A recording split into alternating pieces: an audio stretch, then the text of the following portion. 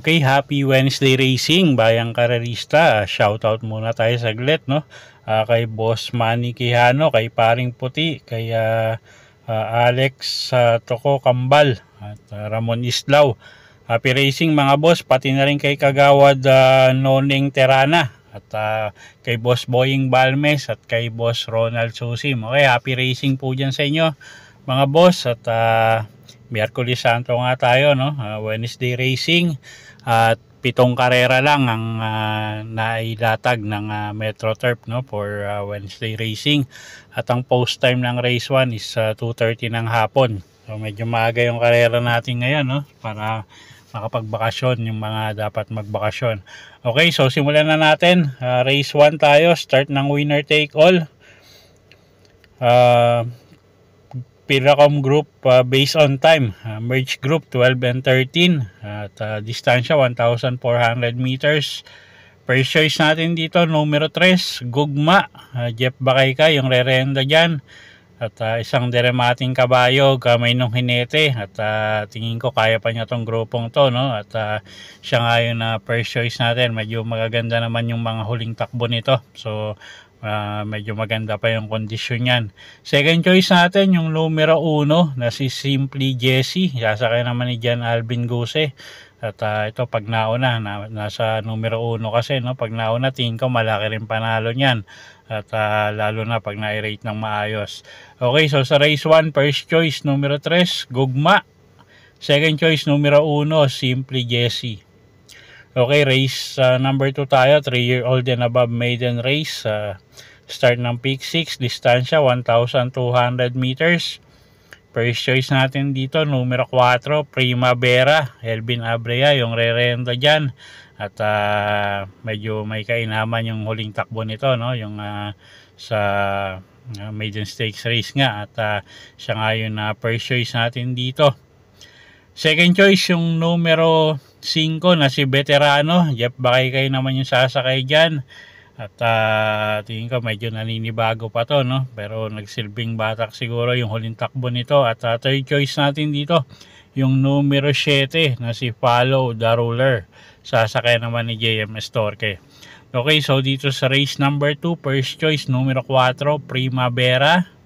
Second choice natin yung numero 5 na si Veterano. At third choice numero 7, Follow the Ruler.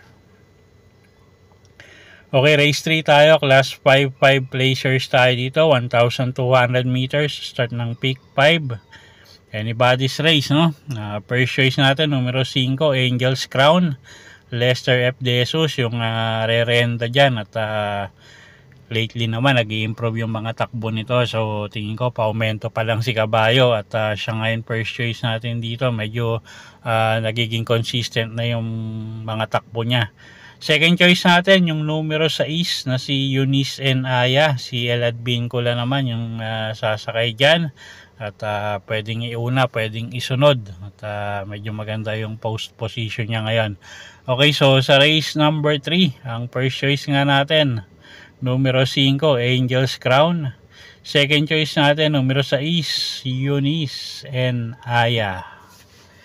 Okay, race number 4 tayo, class 4, 16 to 21 bracket. Distansya natin, 1,200 meters, start ng peak 4. Okay, first choice natin dito, numero 5, Off Shoulder, sasakay ni MR Elios. At medyo gumaang tingin ko yung laban nito, no? At medyo nagpapakita naman na igito ng mga huling takbo. Talaga medyo mabibigat lang yung laban niya. So siya yung first choice natin dito.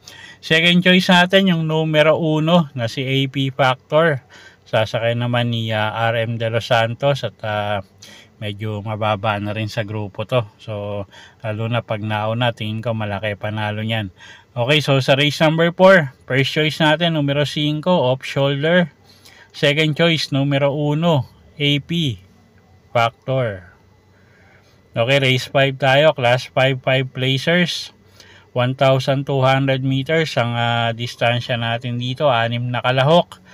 Lahat may panalo. So, kung may kursonada kayo, dagdag nyo na lang dyan. No? At literal to, lahat may panalo. First choice natin dito, yung numero 3 na si Sinag. Jan Alvin Guse, yung sasakay dyan. At masyadong magaang na yung laban niya rito. So, siya yung first choice nga natin. Second choice, yung numero 4 na si Pendant. AR Villegas naman, yung re-renta dyan, gamay nung hinete. Isang deremating kabayo. At kung may pang kapital pa kayo, pwedeng pang dagdag yung numero 6 dyan na si Let It Shine. Okay, so sa race number 5, first choice nga, numero 3, Sinag. Second choice, numero 4, Pendant. At third choice, numero 6, Let It Shine. Okay, race 6 tayo, penultimate race. Distansya natin dito 1,200 meters, class 5, 11 to 15 bracket. 6 na kalahok ulit. Anybody's race na naman to. Halos lahat to may panalo, no? So first choice natin dito, numero 6, Bantay Sarado, JMS Torque, yung re-renda dyan, isang deremating kabayo. At pero tingin ko kahit medyo maiksi yung distansya, kayang rumemate ni kabayo, no? At kakaunti nga lang yung kalahok. So baka walang traffic, ika nga. So baka makaremate ng maayos. Second choice natin dito, yung numero 3 na si Snow White, AP Asuncion.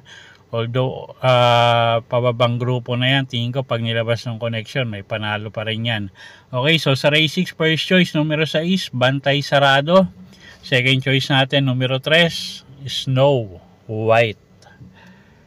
Okay, last and final race tayo, race number 7, class 5, 6 to 10 bracket. Distansya 1,200 meters.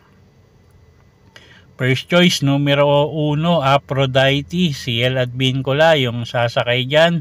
Isang deremating kabayo. At, pero tingin ko may sasabay na rin ni CL at Vincula to, no? At medyo mag-aanga yung laban ngayon. Second choice natin, yung numero 7 na si Freedom. Sasakay naman yan ni Jan Alvin Guse. Ito medyo nagpapakita rin ng ige, no? Although medyo inconsistent siya. Pero nagpapakita ng konting buti to. So pag nilabas ng connection, tingin ko may panalo rin yan. At pwedeng pang dagdag sa paratingan, pang dehado, yung numero 6 na si Heritage. Okay, so sa race number 7, first choice natin numero 1, Aphrodite. Second choice numero 7, Freedom. At pang dehado natin yung numero 6 na si Heritage. Okay, so yun po yung mga giya natin para sa araw ng Miyerkules, March 27, 2024. Sana po yung makatulong sa pagpili nyo ng mga tatayaang kabayo. Inuulit ko po, kayo pa rin po masusunod kung saan nyo itataya yung pinagpaguran yung pera. Good luck po at happy Wednesday racing, bayang karerista.